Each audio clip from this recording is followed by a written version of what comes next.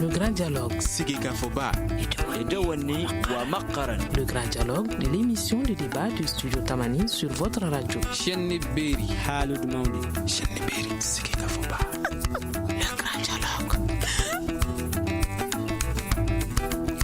Bonsoir et bienvenue au Grand Dialogue. Ce soir, nous nous intéressons à l'éducation malienne, un secteur qui est vraiment confronté à beaucoup de difficultés. Des écoles restent fermées dans plusieurs localités du pays à cause de l'insécurité et à cette situation s'ajoutent les grèves des enseignants ou des étudiants. Nos invités sur ce plateau, Yacouba Dambélé, secrétaire général de la Fédération nationale des parents d'élèves et étudiants du Mali, Soumana Koulibaly, membre au directoire du collectif des syndicats des anciens signataires du 15 octobre 2016, Dr Seydou Loua, universitaire. Nos tentatives pour compter un représentant du ministère parmi ces invités sont restées vaines. Je suis Fatmata Togola. Le grand dialogue. Commençons par les grèves des enseignants. Nous ouvrons les débats avec vous, Dr Loua. Qu'en est-il de la situation ? Bien, merci beaucoup pour encore cette invitation et surtout pour une émission sur la grève des enseignants. Donc, je viens de constater que nous sommes tous des enseignants ici. Le secrétaire général de la Fédération nationale des parents d'élèves est un enseignant. Mon camarade ici est un enseignant. Donc, nous sommes, on peut dire, nous sommes sur un sujet que nous connaissons bien. Alors, aujourd'hui, nous parlons de la grève des enseignants au niveau de l'enseignement fondamental. Très souvent d'ailleurs, au niveau de l'enseignement universitaire, c'est-à-dire à notre niveau, nous avons aussi des grèves. Alors, les grèves à répétition, effectivement, les enseignants sont conscients que ça joue sur l'éducation du pays. Les grèves à répétition, les enseignants sont conscients que c'est une perte pour l'État parce qu'une journée d'école chômée est une perte énorme pour l'État. Surtout si les grèves s'étendent sur plusieurs jours, souvent sur plusieurs mois. Donc nous sommes conscients de la situation. Mais de l'autre côté, il faut que l'État aussi soit conscient que les enseignants ont des droits. La grève est un droit, effectivement. Et les enseignants, très généralement, ne demandent pas à l'autorité ou aux autorités de décrocher le ciel, de décrocher la lune. En fait, ce sont les droits, souvent les droits qu'il faut arracher en réalité. En fait, on a droit à des choses, mais pour avoir ces choses-là, il faut gréver. Donc, c'est ce qui est vraiment désolant dans le monde enseignant malien aujourd'hui. D'accord. Voilà. Donc, une première idée sur les grèves. Le collègue du syndicat est là pour en parler davantage. En tout cas, ces revendications ne sont pas hors de portée, en tout cas à mon avis, ne sont pas hors de portée du gouvernement malien, des autorités maliennes. C'est peut-être une question de volonté qui pose problème. D'accord. Pas aujourd'hui. Et vous, M. Koulibaly, qu'en dites-vous ? Ok, merci Togola de nous avoir offert cette opportunité de nous exprimer par rapport à nos préoccupations. Et nous remercions vivement le studio Tamani pour ce geste. Et si les autres stations ne le font pas, vous le faites. Donc il est bon qu'on vous remercie pour cela. Maintenant, pour ce qui concerne les grèves, en tout cas, les causes sont connues. Et les causes sont connues, c'est que en réalité, mon collègue n'a pas voulu le dire, on a au Mali des préjugés par rapport à ce secteur-là.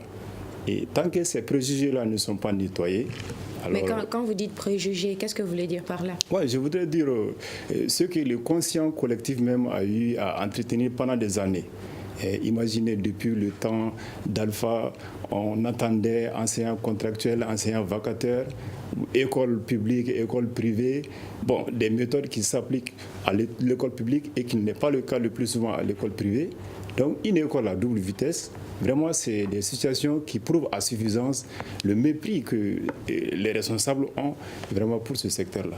Maintenant, pour ce qui concerne les grèves présentes, c'est fondamentalement lié à un manque, bien sûr, de considération à l'égard des syndicats.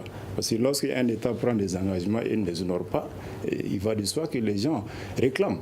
Et si vous regardez cette année, nos revendications, sur les 10 points de revendication, nous avions au moins 3 points qui ont déjà fait l'objet d'accords dans le précédent.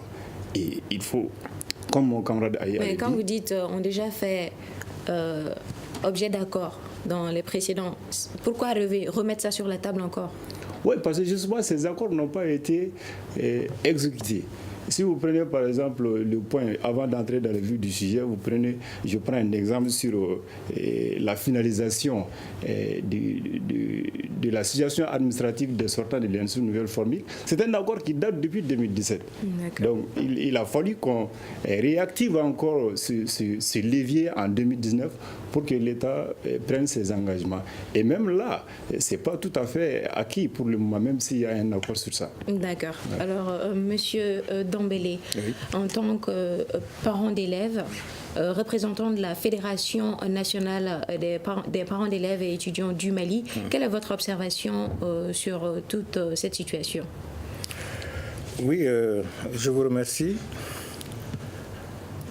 Le problème, c'est que déjà, je regrette vraiment que le représentant du gouvernement ne soit pas là. Parce que, comme il l'a si bien dit, nous sommes tous enseignants ici. Et les points de revendication que les enseignants ont demandé, ce n'est pas la mer à boire.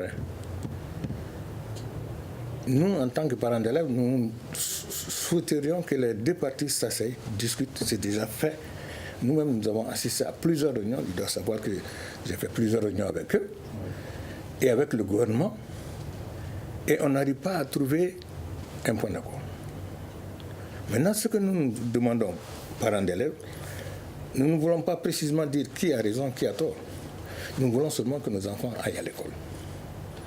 Parce que c'est le spectre d'une année blanche qui s'annonce. Et c'est ce que nous voulons éviter. Sinon, nous avons assisté à toutes les revendications. Nous avons eu à faire plusieurs réunions avec les syndicats du 15 octobre. On les a réunis plusieurs fois. Nous avons vu le ministre 3 fois, une fois même, nous avons forcé sa porte pour aller le voir. Tel enseigne que la réunion a eu lieu dans son bureau. Bon, qu'à cela ne tienne, mais jusqu'ici, le problème demeure. Nous avons vu le Premier ministre. Moi-même, j'ai fait une demande d'audience auprès du Premier ministre. On a vu le Premier ministre. Le problème demeure le même. Maintenant, on va en discuter. Parce qu'il faudrait bien qu'on en parle. Il y a des points qu'il faut qu'on discute, qu'on le dise aux gens, pour que les gens sachent réellement ce qui se passe. Parce que nous-mêmes, parents d'élèves, nous sommes accusés. Les gens pensent, la population pense que les parents d'élèves ne font rien, ceux qui n'écoutent pas les radios, tout ça, ils disent qu'on ne fait rien, alors que nous sommes au four et moulin. D'accord. Voilà. Oui. Alors, M. Coulibaly, le secrétaire général du ministère de l'Éducation a affirmé que sur 10 points de revendication, 6 ont fait l'objet d'accords avec le gouvernement. Qu'en est-il de ces 6 points qui ont fait objet d'accord? Oui, nous avons tous appris comme vous sur les radios de la télévision nationale cette nouvelle, mais je vous informe qu'aucun de nos membres n'y était présent. Mais qui était là-bas alors? C'est le cabinet du ministère de l'Éducation, le secrétaire général avec son staff, mais les syndicats n'y étaient pas. Lors de cette déclaration, je tiens bien à préciser. Mais à ce que je sache, au sortir des négociations, la dernière négociation a eu lieu, séance de négociation a eu lieu hier tout près, et nous comptabilisons 5 points d'accord, qui sont les points 1, 3, 4, 8 et 9. Il y a 2 accords partiels. Et je tiens à préciser ces 2 accords partiels. Et le premier accord partiel, c'est sur l'application d'un décret qui doit attribuer les primes et indemnités de déplacement aux agents. Les autres agents de l'État en bénéficient, mais ce n'est pas effectivement appliqué au niveau de l'éducation. Ça, c'est un accord partiel. Ensuite, nous avions l'élection professionnelle entre les syndicats de l'éducation. Là aussi, c'est un accord partiel. Donc, au total, nous avions 5 points d'accord, 2 points d'accord partiels, ce qui fait, vous faites les 2 comptes, vous allez vous retrouver avec 5 points d'accord conclus, mais les 2 autres là sont des accords partiels. Maintenant, les 3 points d'accord des désaccords, c'est par rapport à la prime de logement, par rapport à la relecture du décret qui détermine les conditions d'attribution d'indemnités des examens et concours, et l'accès des anciens fonctionnaires des collectivités aux services centraux de l'État. Donc ces 3 points sont des points d'achoppement auxquels nous n'avons pas trouvé pour le moment d'issue. Et c'est pour cette raison que notre mot d'ordre est maintenu. la grève de 13 jours, accompagnée de la rétention de notes, bien entendu. Donc voilà un peu ce que nous avions comme élément au sortir des différentes séances de négociation jusqu'à hier soir. D'accord. Et à ce propos, oui, je voudrais un peu rebondir par rapport à ce qu'il a dit. Oui, allez-y. Je ne voudrais pas amener de polémique, mais je m'inscris en faux comme ce qu'il a dit. Parce qu'en réalité, quand ils disent qu'eux, ils ne sont pas au courant, les 6 points d'accord ont été obtenus avec les syndicats. J'étais là. Nous avons fait des réunions avec eux. On est tombé d'accord, on a eu 6 points d'accord. 1 point de désaccord et il restait 3 points. Je me rappelle même au cours d'une réunion que j'ai eue, que la fédération a eue avec les syndicalistes. Ils ont dit, si vous arrivez à obtenir les 2 derniers points, c'est-à-dire les points 8 et le point 10, nous sommes prêts à laisser tomber les autres points. C'est dans ces conditions que nous avons été voir le ministre. Oui. Oui, par rapport à ça. Parce que là, non, il y a une précision à détail. C'est que je ne dis pas que nous ne sommes pas au courant des négociations. C'est ce que vous avez dit. Les secrets des négociations, non. Elle a posé une question par rapport à la déclaration de la télé. La déclaration que M. le secrétaire général a eu à faire passer à la télévision nationale. Nous n'avions pas été associés à cela. Moi, j'ai fait mon intervention dans ce sens-là. Maintenant, les accords qui sont sortis des différentes séances de négociation, nous nous en tenons aux grandes lignes. Les détails des négociations, normalement, ça doit faire l'objet, en tout cas, de secrets de négociation. Donc, si je comprends bien, vous étiez présent lors des négociations, mais présent. Lors de la déclaration, vous n'étiez pas là. Pas du tout. Mais est-ce que... Oui, allez-y, monsieur Louhaoui. La déclaration qui a été faite correspond à l'esprit de la négociation à laquelle vous avez participé. C'est là où nous avions été justement surpris. C'est là la question. C'est là où nous avions été surpris. Il a bien fait de poser la question. Parce que comme je vous l'ai dit, alors, monsieur le secrétaire général n'a pas daigné bien préciser les accords partiels. Et comme le doyen vient de le dire, les 2 autres accords dont lui fait allusion, comme quoi c'est des accords déjà partiels, mais ce n'est pas d'accord. Ce n'est pas du tout des points d'accord.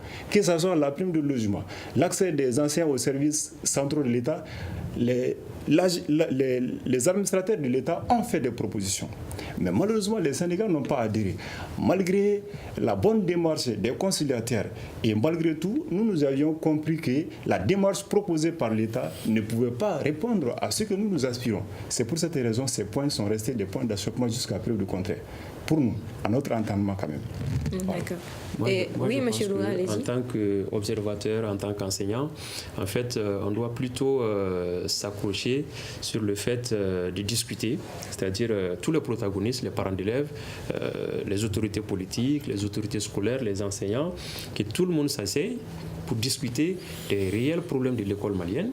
Alors, si je dis les problèmes de l'école malienne, il s'agit vraiment de tous les problèmes de l'école malienne qui sont, je propose une discussion, mais en réalité, ces problèmes sont connus. On connaît les problèmes de l'école malienne.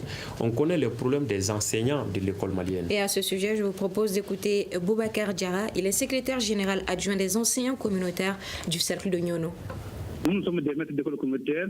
Il y a de cela depuis des années. À peu près 20, moi qui parle actuellement, j'ai 20 ans de service. Et je ne bénéficie que la somme de 25 000 francs de la part de l'État, la subvention accordée. Et la population doit me payer 10 000 francs. Et ces 10 000 francs ne sont même pas payés. Donc, lors de la tournée du Premier ministre à Sirou, à Mopti et à Nyono, il avait confirmé que cette année 2019 serait la fin du problème des maîtres d'école communautaire. Il va prendre toutes les précautions pour pouvoir satisfaire à leurs besoins. Alors, à notre grande surprise, en fin novembre, nous avons vu une liste et sur 576 enseignants communautaires du Cercle de Nyono, nous avons vu que 8 seulement sont intégrés et nous ne savions même pas sur quelle base la situation a été effectuée. C'est suite à cela que vraiment nous avons eu le cœur un peu chauffé et que nous avons voulu interpréter devant l'opinion nationale et internationale pour que chacun s'engage, pour qu'on puisse trouver satisfaction dans notre doléance. Et ce que nous souhaitons aujourd'hui, ce n'est qu'une seule revendication. Nous souhaitons l'intégration intégrale et immédiate de tous les maîtres d'école communautaire, les maîtres médersa, les CDP, les CAFRE, etc. Que l'État fait quand même pour nous mettre dans notre droit. Nous avons fait beaucoup pour le Mali depuis 1998 jusqu'à nos jours. Il veut dire que nous avons formé des cadres qui sont en train de percevoir aujourd'hui des sommes importantes et que nous continuons à bénéficier des 20 000 francs. Alors, M. Loa. Oui, en fait, concernant les écoles communautaires, en réalité, c'est toujours les mêmes problèmes qui reviennent. L'État prend des engagements, comme il vient de le dire, mais après, ces engagements ne sont jamais satisfaits. L'État a déjà pris la décision de convertir toutes les écoles communautaires en écoles publiques. Moi, je pense que l'engagement a été pris. Peut-être que le processus est lent ou le processus, je ne sais pas à quel niveau se trouve le processus, mais cette décision a été prise et j'espère que, en tout cas, ça verra le bout du tunnel un jour. Alors, ce que je disais, il vient de le dire, ça fait 20 ans qu'il enseigne et sa situation n'évolue pas. Les problèmes de l'école malienne sont connus. Les enseignants revendiquent les mêmes choses depuis plusieurs années, tout simplement parce que l'État donne des accords, point d'accord, mais en réalité, au niveau de l'application, il y a encore des problèmes. On a vu la même chose au niveau des magistrats. On revient avec les mêmes revendications. Et finalement, qu'est-ce que le commun du mortel va penser? On va dire que les enseignants réclament trop. Les enseignants sont gâtés. Les enseignants, on leur donne tout. Alors lui, le citoyen lambda dit qu'on donne tout aux enseignants parce que lui, il se limite au niveau des engagements de l'État. On va dire, on a accordé tel point, alors que ces points ne sont pas appliqués. Sauf que le citoyen lambda ne sait pas si ces points sont appliqués ou pas. Lui, il se limite au niveau des déclarations. Mais en réalité, ces engagements pris par l'État, généralement, restent au niveau des engagements. Au niveau de l'application, on ne voit rien. Et raison pour laquelle ces grèves à répétition, effectivement, sont là chaque année. Au niveau de l'enseignement fondamental, au niveau de l'enseignement supérieur, c'est la même histoire. Donc, il faut qu'on s'asseye. On n'a pas besoin d'experts internationaux pour parler de l'école malienne. Nous connaissons nos problèmes et nous connaissons les solutions. Ce qu'il faut, c'est tout simplement une volonté politique. Une volonté politique de vouloir sortir l'école malienne de ses difficultés depuis les années 90. Eh bien, nous voyons les produits que nous formons en réalité ne sont pas de qualité, ça tout le monde le sait. Pourquoi nos produits ne sont pas de qualité? Parce que les enseignants sont dans de mauvaises conditions, parce que nos infrastructures ne sont pas de qualité, parce qu'on manque de matériel. Donc on a trop de problèmes, ces problèmes sont connus. Ces problèmes sont sur la table, mais on tourne en rond. Est-ce que tel point est d'accord? Est-ce que tel point n'est pas d'accord? Est-ce que c'est accord partiel? Est-ce que ce sera appliqué ou pas? Il faut vraiment qu'on dépasse cette fois-ci, bon, si je dis cette fois-ci, peut-être que ce ne sera pas cette année, mais il faut vraiment qu'on dépasse cette discussion-là et qu'on puisse aller de l'avant. D'accord. Voilà. Alors, M. Dambélé, après l'analyse de M. Loa, selon vous, le gouvernement prend-il cette grève au sérieux? Oui, par rapport au monsieur qui vient de parler sur les écoles communautaires, ça illustre à souhait que le gouvernement ne respecte pas ses engagements. Parce que cette histoire d'école communautaire, il a été décidé de diriger ces écoles communautaires en école communale. Depuis, qu'en est-il?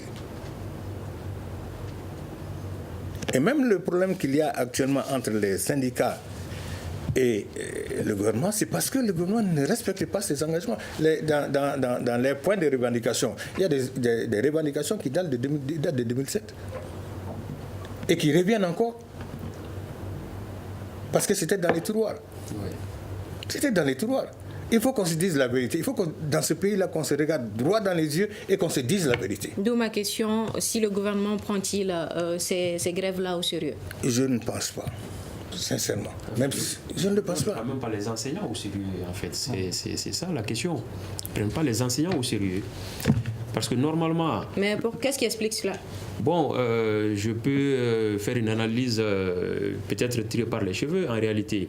Pourquoi ils ne prennent pas les enseignants au sérieux? Je peux dire parce que tout simplement, ils ne sont pas directement impliqués. Pourquoi ils ne sont pas directement impliqués?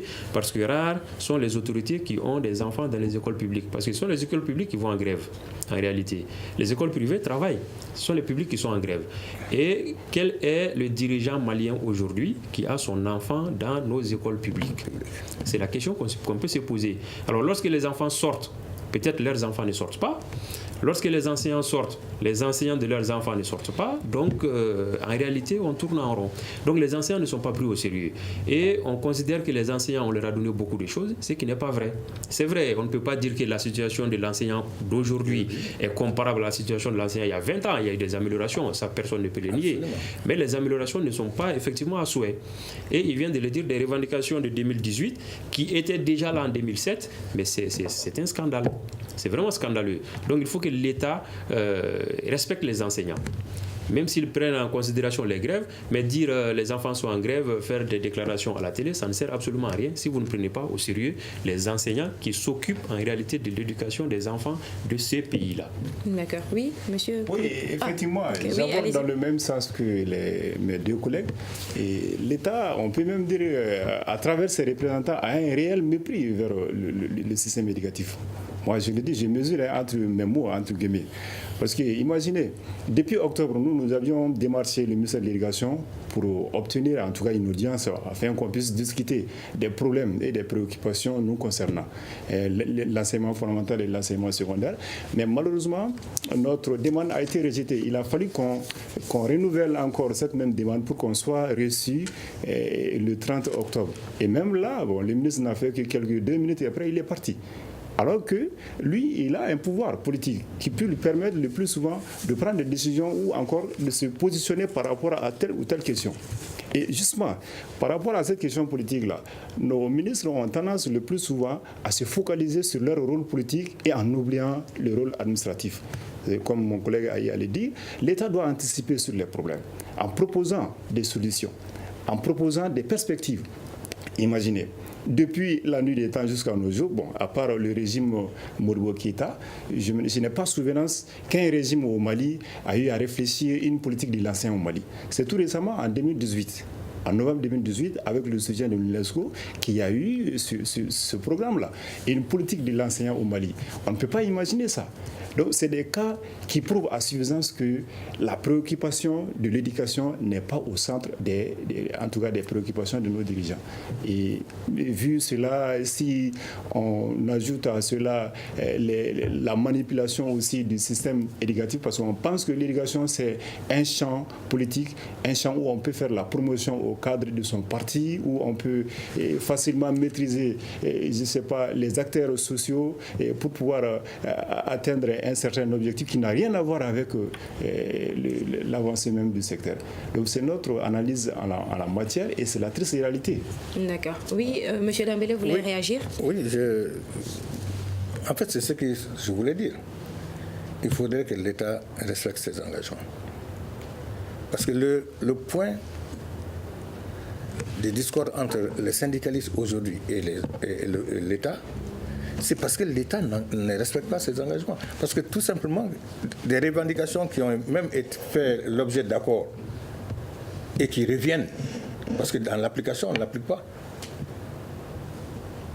C'est ça le problème. D'accord. Alors, je tenais à vous rappeler que vous pouvez réagir sur notre numéro WhatsApp, le 82 99 11 62. Alors, nous allons parler à présent des écoles fermées sur l'étendue du territoire national. Quelle est la situation, Monsieur Loua? Bon, aujourd'hui, c'est la même situation que 2017-2018. Les écoles continuent à être fermées. Et d'ailleurs, cette année, ça s'est un peu plus rapproché, parce que cette année, il y a eu beaucoup d'écoles qui ont été fermées à Banamba, par exemple, ce qui n'était pas le cas en 2017. Donc, ça veut dire que la situation s'aggrave, surtout dans le centre du pays, la région de Mopti.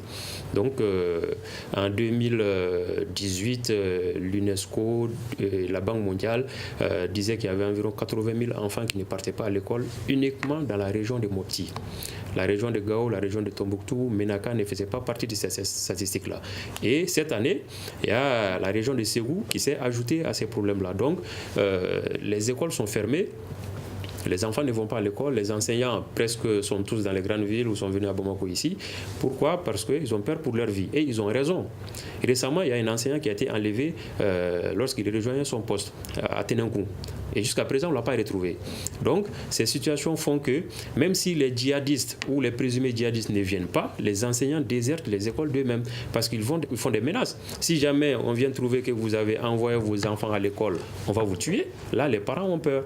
Ou bien on vient dire aux enseignants, si jamais on vient vous trouver en train de parler français, la langue française dans les écoles, on va vous tuer. Ça aussi, ça fait peur aux enseignants. Et un enseignant n'a pas d'armes pour se défendre. Un enseignant n'a que la craie et son stylo. Donc, face aux bandits armés, face aux groupes armés. Si l'enseignant décide de ne pas aller à l'école, on ne peut pas l'en vouloir. Donc encore une fois, les écoles sont fermées, les enfants ne vont pas à l'école, et ça c'est un problème qui va venir qui sera problématique dans l'avenir. Parce que si les enfants ne vont pas à l'école, qu'est-ce qu'ils vont devenir? Et surtout, ce sont des zones où l'État n'est pas vraiment représenté. Et est-ce que ces enfants-là ne vont pas aussi tomber dans le banditisme qui va encore aggraver la situation de ces régions? Donc c'est une situation qu'il faut essayer en tout cas de résoudre tout de suite. Il vient de parler d'anticipation. Il faut prévoir les choses, prendre des dispositions pour que ça n'arrive pas. Parce que lorsque la difficulté est là, faire le pompier, c'est très difficile. Donc, essayer d'anticiper, trouver des stratégies pour que les enfants puissent aller à l'école. Parce que si les enfants ne vont pas à l'école, c'est l'avenir même de la société malienne qui est menacé. Parce que même sans les fermetures de ces écoles-là, l'éducation malienne est en crise. Donc, en plus de ces difficultés, on ne sait pas ce que ça va devenir dans les 10 ans, 20 ans à venir. D'accord. Oui, M. Koulibaly? Oui, ça nous préoccupe. L'insécurité au centre, même vers les régions du sud, parce que Kouligoro déjà fait partie, ça nous préoccupe. Et raison pour laquelle nous avions écrit à M. le Président de la République par rapport à l'enlèvement de notre camarade Togo, comme il vient de le dire, pour que M. le Président puisse s'impliquer personnellement afin qu'on puisse retrouver notre camarade. Et au-delà de cela, il avait été dit que des mesures ont été prises pour faire face à ce genre de situation. Oui, madame, sur le terrain, tel n'est pas le cas. Partez à Ténégou, c'est vrai, quand un officiel doit rendre visite, on fait le nécessaire pour qu'il y ait un minimum de conditions. Mais après son départ, c'est l'insécurité totale. Et dans cette condition, c'est à l'État d'amener d'abord les conditions de sécurisation de ces lieux. Je vous rappelle que souvent, on a très mal au cœur quand on apprend le plus souvent que ces zones-là sont délaissées. Sans sécurité ni rien. Et comment voulez-vous que l'enseignant aille dans ces zones-là pendant que le militaire n'y est pas, le préfet n'y est pas, le gendarme n'y est pas? C'est des problèmes. Et par rapport à cela, nous avions écrit à nos collègues, à nos camarades qui sont dans ces zones, de ne pas, en tout cas, s'y rendre tant que les conditions sécuritaires ne sont pas réunies. Et nous tenons à ça. Nous en tenons beaucoup à ça. Et je pense bien que si les plus hautes autorités ont souci de sécuriser les lieux de travail et de sécuriser les grandes villes, il n'y a pas de raison que les enseignants ne s'y rendent pour aller exercer leurs devoirs républicains. Parce que l'école de la République, c'est seulement l'école de la République qui peut enseigner, en tout cas, un modèle aux citoyens. Si jamais nous continuons comme ça, parce que nous avons eu des renseignements comme quoi que les bandits armés ont même transformé certaines écoles en écoles coraniques. Ça, c'est très dangereux pour l'école de la République. Et nous défendons l'école de la République. Nous voudrons quand même que l'État fasse tout pour que l'école de la République subsiste à ces soubresauts-là. Voilà un peu notre vision de la chose. D'accord. Oui, alors, M. Dambélé? Oui, par rapport à ce qu'il vient de dire, moi je me pose la question si réellement l'État a le souci de l'école malienne, parce que c'est des enfants maliens qui sont là-bas. C'est des enfants maliens. C'est vrai qu'il y a l'insécurité. Est-ce que l'État prend des dispositions pour que l'école soit sécurisée, les écoles soient sécurisées, les enseignants sécurisés? Ça nous préoccupe, c'est ça notre préoccupation à nous. En tout cas, même si l'État prend des dispositions, apparemment ces dispositions ne sont pas quand même suffisantes. À la rentrée, le Premier ministre a fait un déplacement dans la région de Mopti. Je ne me rappelle plus le nom du village où il a visité. Ils ont donné quelques kits scolaires aux élèves. Ils sont arrivés tambour battant en disant que tout va bien, que l'école a ouvert ses portes. Mais en réalité, ils sont partis une semaine plus tard, l'école a fermé. Et jusqu'à présent, il y a des écoles qui sont fermées là-bas. Donc ça, ce sont des choses qu'ils ne disent pas à la télé. Mais dès qu'il y a un déplacement des ministres, on fait un grand coup médiatique pour dire à tout le monde tout va bien, mais en réalité rien ne va. Donc ça, il vient de le dire, il faut que l'État malien mette dans ses priorités. C'est dramatique de le dire parce qu'on n'a pas besoin de dire qu'un État doit mettre dans ses priorités l'éducation du pays. On n'a pas besoin de le dire. Et comme M. Dambélé a dit au début de ses propos, dans cette situation, est-ce qu'on peut dire qu'on tend vers une année blanche? Si ça continue comme ça, oui, on tend vers une année blanche au niveau de l'enseignement fondamental et secondaire. Ouais. Voilà, si ça continue comme ça. Parce qu'il vient de le dire, il y a des points d'accord, il y a des points de désaccord. Alors, s'ils ont maintenu leur mot d'ordre, ça veut dire que ce n'est pas satisfaisant. Donc, les discussions, les négociations doivent continuer pour éviter une année blanche. Parce qu'une année blanche, je ne sais pas économiquement ce que ça coûte. Ça coûte de l'argent à l'État, ça coûte de l'argent aux familles, ça coûte du temps effectivement et de l'argent aux familles, aux enfants. Donc ça coûte effectivement à l'État. Donc il faut tout faire pour éviter une année blanche. Et si on fait une année blanche parce que ces revendications ne sont pas satisfaites, l'année prochaine, ce sont les mêmes revendications qui vont venir. Donc qu'est-ce qui va se passer l'année prochaine? Donc mieux vaut éviter une année blanche cette année en essayant de négocier, même si tous les points ne sont pas satisfaits. Les enseignants ne sont pas, comme on le dit, des jusqu'au boutistes. Donc, ce n'est pas la politique du tout ou rien. Mais en tout cas, il faut que l'État montre sa volonté, que l'État puisse convaincre ses enseignants de sa bonne foi pour qu'ils puissent rentrer dans les classes. Ce qui est le souhait de tout le monde, en tout cas, à mon avis. D'accord. Alors, Monsieur Coulibaly, même si la grève prenait fin, est-ce que vous pensez-vous capable de rattraper le temps perdu pour les enfants? Bon, nous ne sommes pas des administrateurs scolaires. C'est à l'administration de prendre des dispositions pour cela. Parce que je respecte beaucoup l'opinion de mes deux autres collègues, mais en tout cas, il revient de la responsabilité de l'administration de réfléchir comment sauver l'année et comment ne pas le sauver. Mais est-ce que des propositions venant des enseignants aussi ne seraient pas l'une des solutions? Du moment où l'État nous fuit dans les débats de négociation, dans les demandes d'audience, comment voulez-vous que nous, acteurs principaux, proposions à ces mêmes gouvernants? Il n'y a pas de cadre qui puisse permettre aujourd'hui de façon formelle aux syndicats de proposer telle ou telle amélioration à l'État. D'ailleurs, lors d'une des rencontres avec la commission éducation de l'Assemblée, les députés ont souhaité à ce que, en réunion de cabinet, que le ministre de l'Éducation associe les syndicats pour qu'ils puissent en tout cas faire des propositions par rapport à telle ou telle préoccupation. Mais si cela n'est pas fait, nous, dans notre rôle, nous limitons à notre rôle de pédagogue, de formateur, d'instructeur.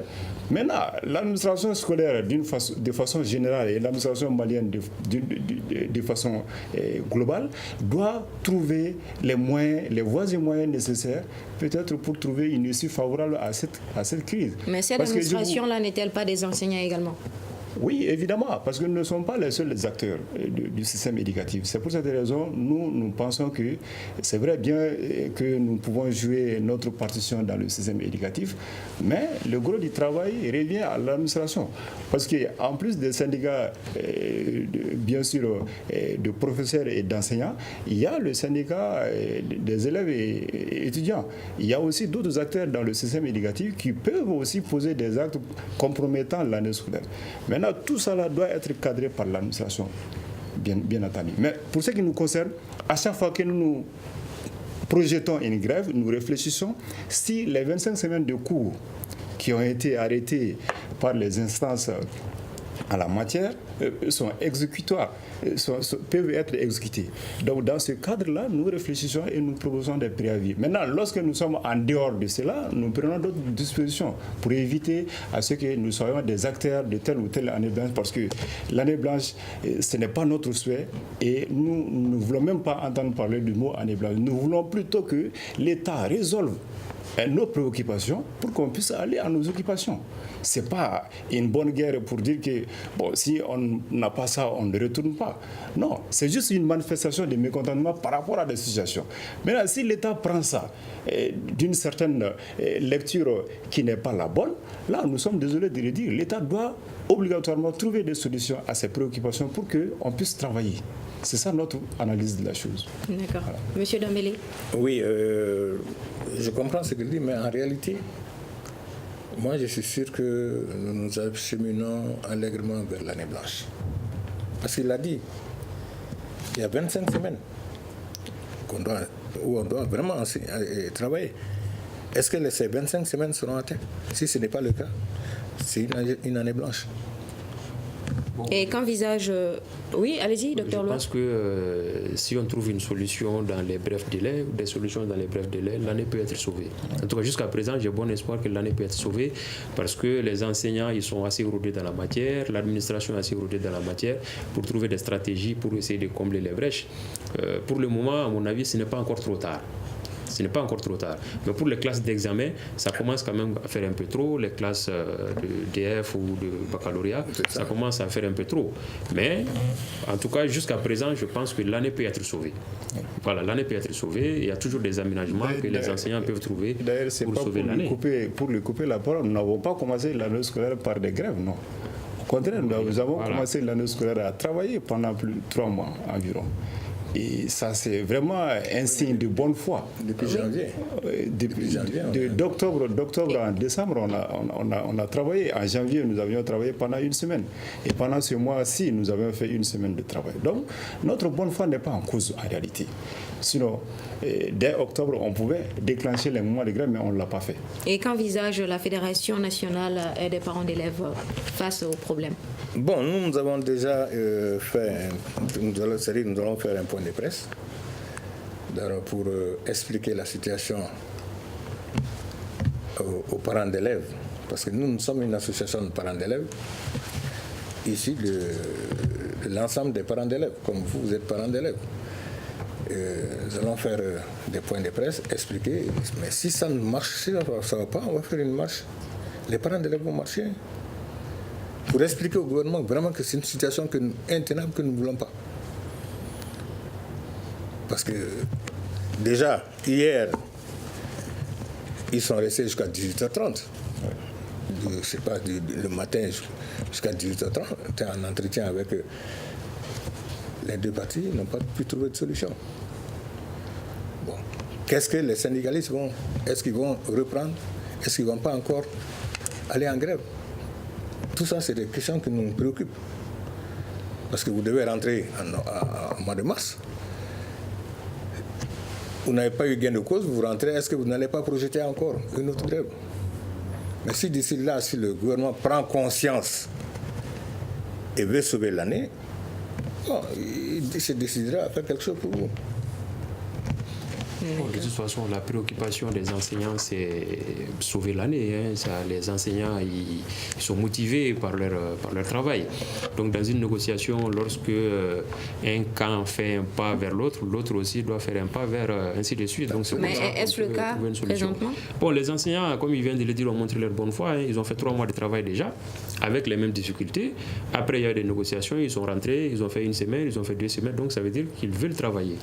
Maintenant, de l'autre côté, l'État aussi doit prendre conscience que cette fois-ci, ils sont décidés.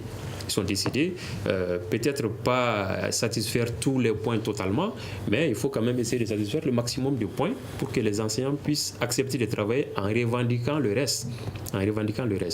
Donc, l'année peut être sauvée, mais chacun doit effectivement prendre conscience de la situation. Chacun doit se soucier d'abord que la priorité, c'est les enfants. La priorité, c'est l'éducation malienne.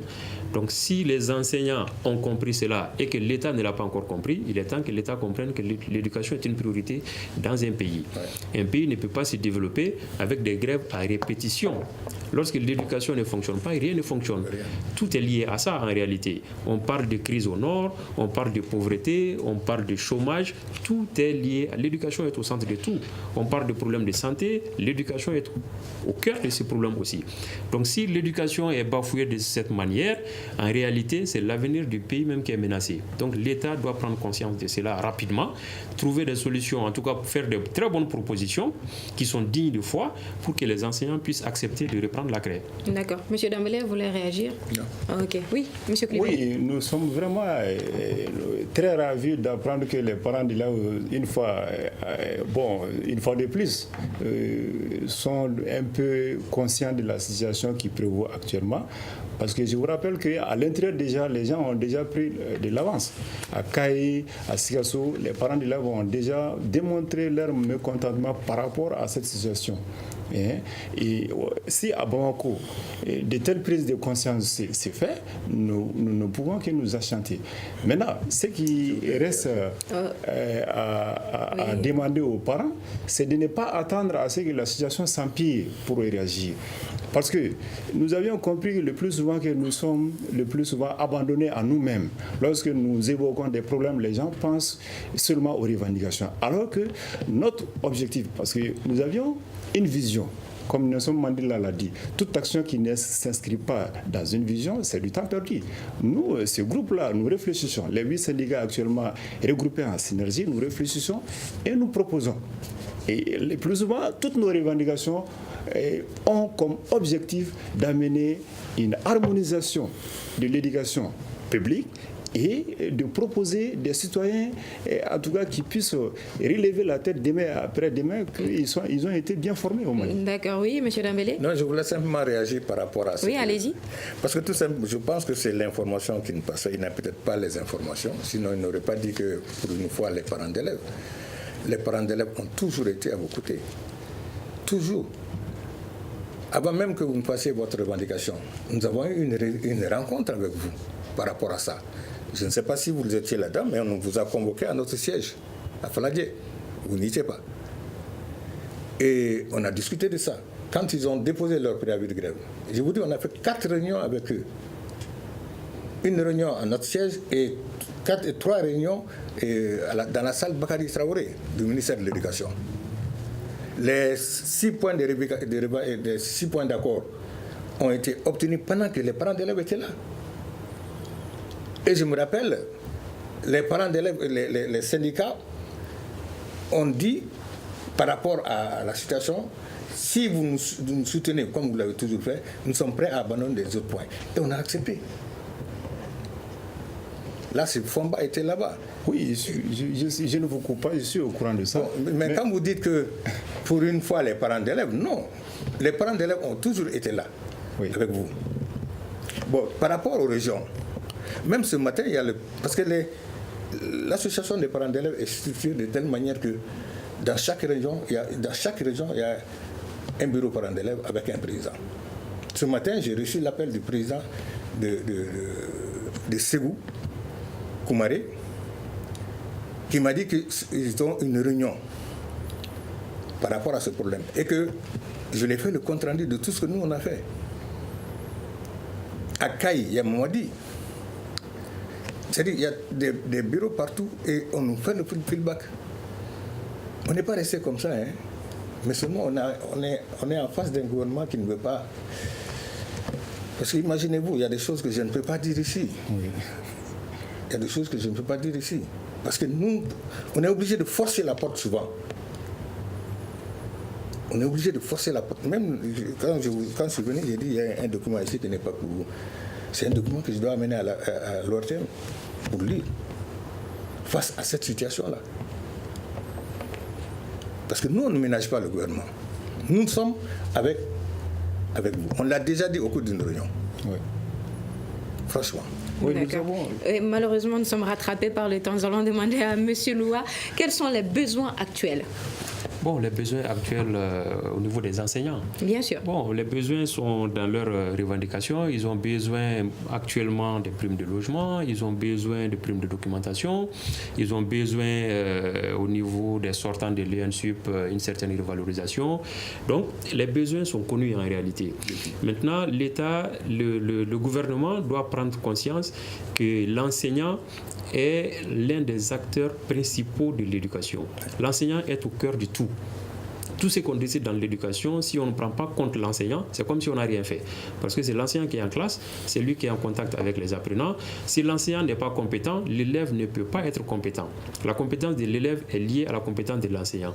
Donc si cet enseignant-là revendique des choses pour améliorer sa compétence, l'État ne doit pas lésiner sur les moyens. Ça doit faire partie des préoccupations centrales de tout État qui veut avancer. Nous avons vu les meilleurs systèmes éducatifs. Je peux vous donner l'exemple de la Corée du Sud, l'exemple de la Finlande, l'exemple de la Norvège. Je n'ai pas parlé de la France parce que la France n'est pas une référence en matière d'éducation. Mais ces pays-là, ils ont mis au centre de leur préoccupation la question de l'enseignant. Ils ont demandé aux enseignants, ils ont besoin de quoi? Les enseignants ont effectivement exposé leur situation et ils ont essayé de satisfaire ces besoins-là. Et les enseignants ont travaillé et le système éducatif s'est amélioré. Et si le système éducatif s'améliore, c'est le pays même qui avance. C'est aussi simple que ça. D'accord. Alors, M. Coulibaly, si vos revendications ne sont pas prises en compte d'ici le 1er mars, qu'est-ce que vous envisagez d'autre? Oui, nous sommes en concertation, c'était un groupe. je ne saurais en tout cas dévoiler ce qui se trouve dans les coulisses au niveau du directoire. Mais en tout cas, ce qui est sûr, nous n'allons pas rester les bras croisés. Nous allons réfléchir et au moment opportun, vous allez être informés des actions futures à entreprendre par le directoire. Mais ce qui est sûr, nous tenons beaucoup, comme mon collègue a le dire, à la satisfaction de nos préoccupations, tant dans les lieux de travail qu'à domicile. D'accord. Un mot de la fin en quelques secondes, oui, M. Dambélé. Le mot de la fin, c'est que moi j'en appelle à la fibre patriotique de chacun et de chacune, gouvernement, syndicat, parents d'élèves, élèves et étudiants, pour qu'ensemble nous puissions trouver une solution à ce problème, surtout le gouvernement. Parce que la balle est dans le gain du gouvernement. Il faut que le gouvernement trouve la solution. Je vous remercie. Et cela me fait à ce débat sur l'éducation malienne. Un grand merci à nos invités. Yacouba Dambélé, secrétaire général de la Fédération nationale des parents d'élèves et étudiants du Mali. Soumana Koulibaly, membre au directoire du collectif des enseignants, des syndicats des enseignants signataires du 15 octobre 2016. Dr Sedouloua, universitaire. Je tenais à vous rappeler que vous pouvez toujours réagir sur notre numéro WhatsApp au 82 99 11 62. C'était une présentation de Fatmata Togola à la mise en onde de Sedundao. La régie est assurée par Peting Diarra. C'est une réalisation et une coordination de la rédaction en chef de Studio Tamani. Le grand dialogue. Le grand dialogue de l'émission de débat de Studio Tamani sur votre radio.